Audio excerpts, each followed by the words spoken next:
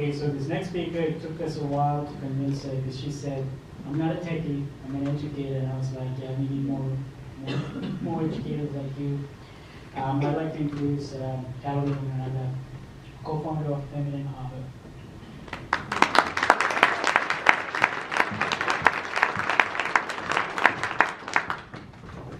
So fair warning, we have an educator, a humanist in the house. I am not a tech maker, but I do use technology as a tool for enhancing the communities and helping me use technology to continue to build thriving communities.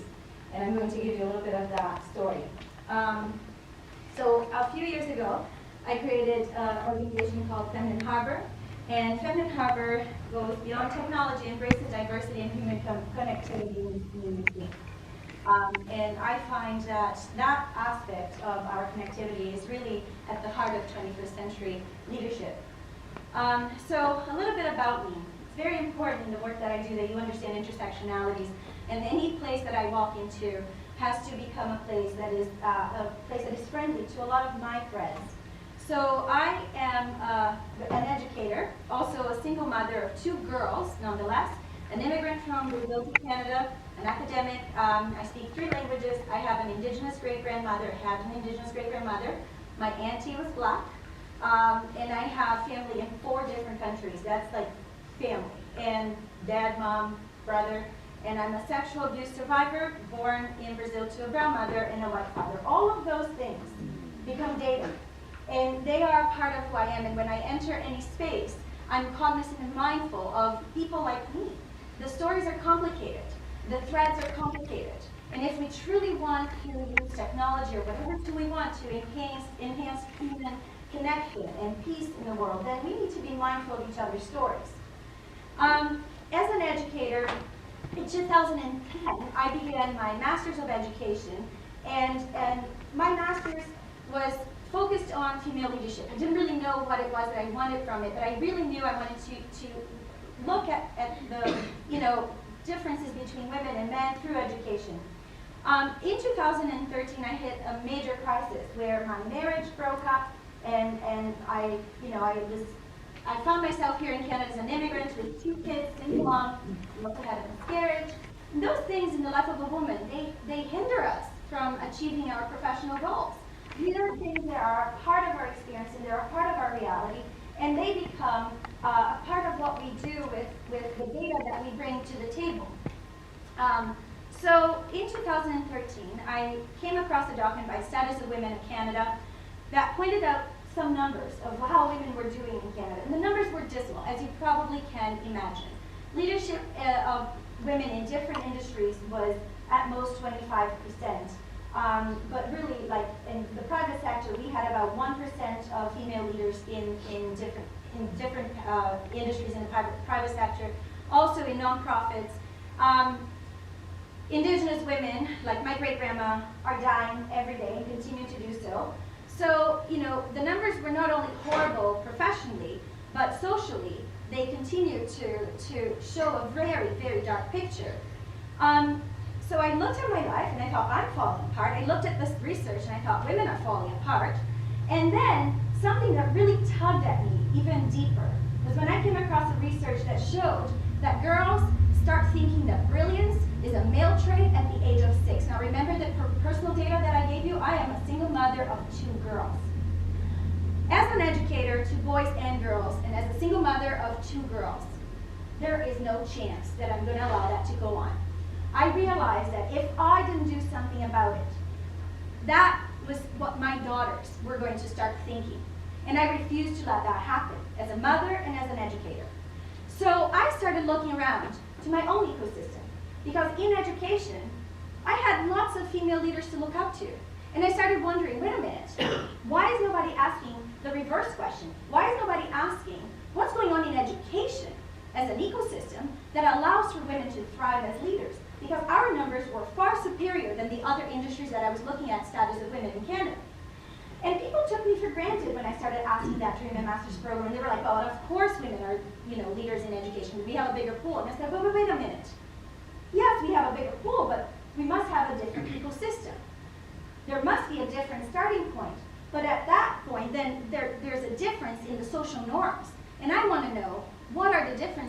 social norms and what's going on once you do have more women that creates the possibility for women to thrive as leaders. Because if I can find those common patterns, those social patterns, then perhaps we can recreate them in other industries. So those were the questions that I started grasping with. And I thought, if I can recreate them in other industries, then maybe we can recreate them in the community so that we can start at ground zero.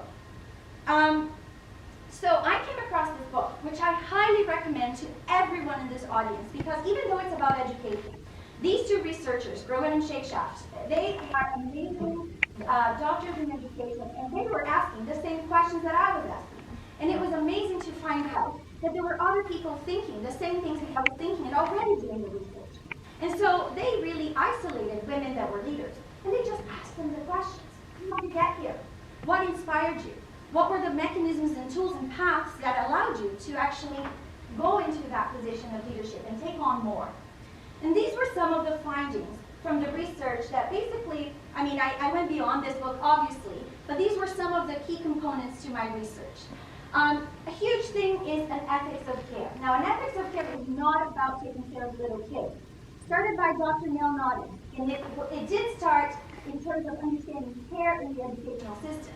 But Dr. Maria Puig de la Casa, she is one of the biggest names right now in the ethics of care. She takes it much, much further, understanding care as the interconnectedness within systems, which allows systems to thrive.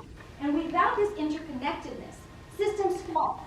So the ethics of care is an understanding that if you want a system to thrive, every piece in that system has to succeed, which is what happens in our school systems, or we try really hard in the school system to make sure that those children believe that they can thrive and they can succeed.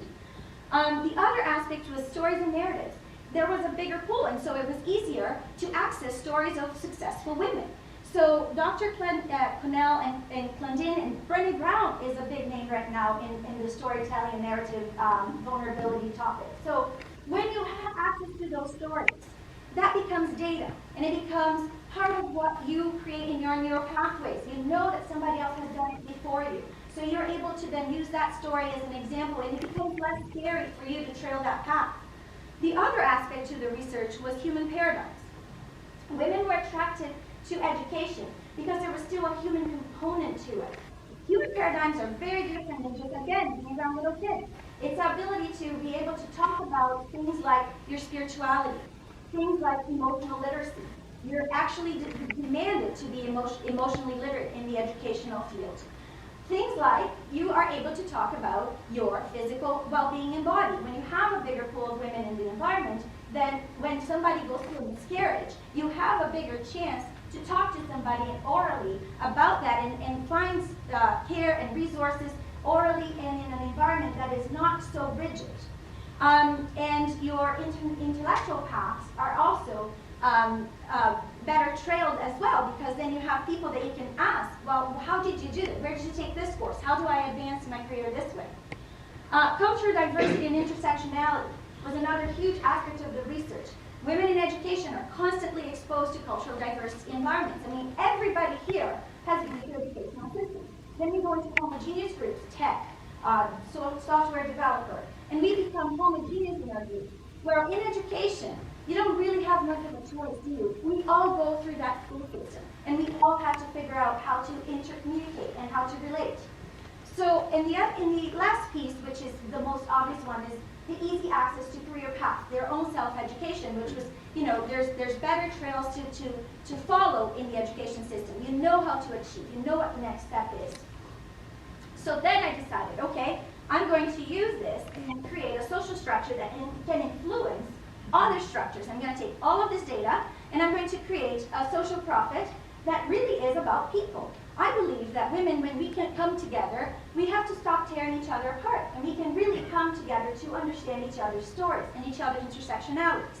You can't be what you can't see. That's a very beautiful sentence that was said by Marian Wright Eldman.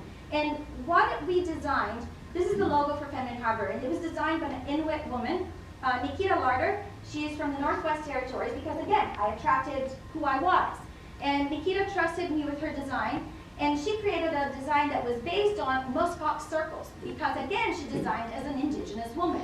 This design shows women of mixed backgrounds protecting their offspring, because that's what muskox circles do when the calves are in danger.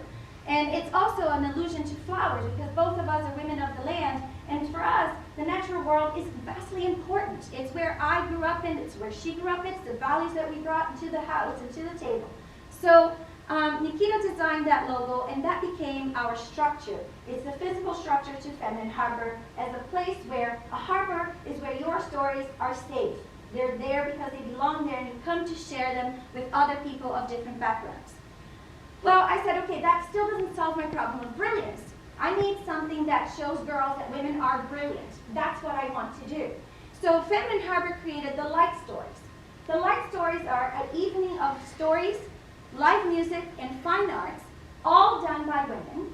And in that evening of stories and fine arts and live music, we bring women together for what you can't see, the skin deep part. Again, the structure is a flower. I don't know how many of you know this, but this is what flowers look like under UV light. Again, physics belong to women, but how we see it might come from different backgrounds. I mean, I'm a person of the land. To me, the natural world is vastly intelligent, and it has a lot to offer. Bees look at flowers because they're coated by light. And if you look at every single natural structure out there, this is what you're going to see. It has a different coating of light, and it's how bees sort which flowers they have to go to. So we decided to call it the Light Stories, because women have their light that sometimes goes unseen in the world. So we need to shed that light, and we need to share it through stories.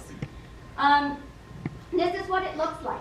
So we have a workshop that is held in a beautiful studio by Pamela Norris. She's a fine artist here based in Kitchener-Waterloo. She's from Chile.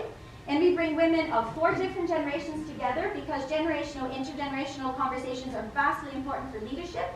And we bring women of 4 different backgrounds together. Always an indigenous woman, always a black woman, always an immigrant woman, and always a white woman, so that we can honor those backgrounds.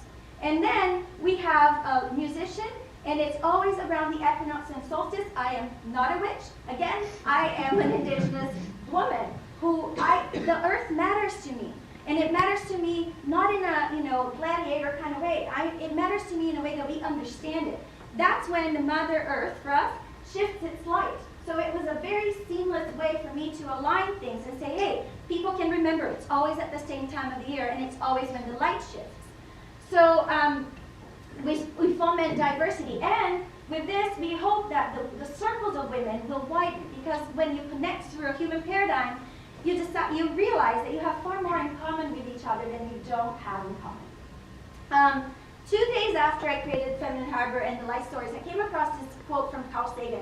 And if you're in tech and you're not reading Carl Sagan, who is one of our most incredible astrophysicists, then I have a problem with that. Because we need to understand that the connectivity of the Earth is beyond just the little tech tubes and the apps. It's a very smart system. And Carl Sagan said the Earth is the only planet that we know to harbor life as we know it. It's this little blue dot with this pale light. And 2 days after I created the Light Stories and Feminine Harbour, having all these journals, I thought, you know what? Maybe as a woman of the land, this is where I have to go with it. This is the mythology and the connections that I have to offer people, so that people can start thinking of technology a little bit differently. So this is what we've got. We've got Feminine Harbour as a structure that was created by women of color, indigenous women, and then we have the understanding of nature as a highly technological intelligent system. When I think of, the little threads of light, what do you call these again? Tech people help me out. I forget. Fiber optics, right? When I think of diversity, and if we have to create analogies for humanity, fiber optics are beautiful, but they're one thread, and you guys know one thread can't do the job. The beauty and the magic happens when many threads come together, and they come together in different colors and different lights, and that's when you can create the magic with the energy and the coding of the light that you have in fiber optics.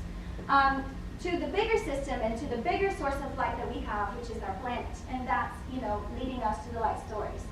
Right now we have through Feminine Harbour, which is mostly volunteer-based, We have a grassroots organization that has created the Light Stories, based off the KW Art Gallery. We have reading circles happening where we really read feminist books and we study them. We have social media which people use for their own education, and we share articles and we use it for tools to spread the word. And we have a radio segment, a podcast, and a local community radio show that we're going to be talking about issues of women of color every week.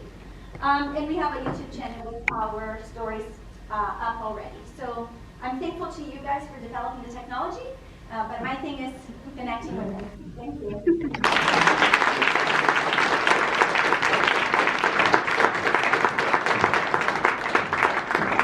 Thank you, Caroline.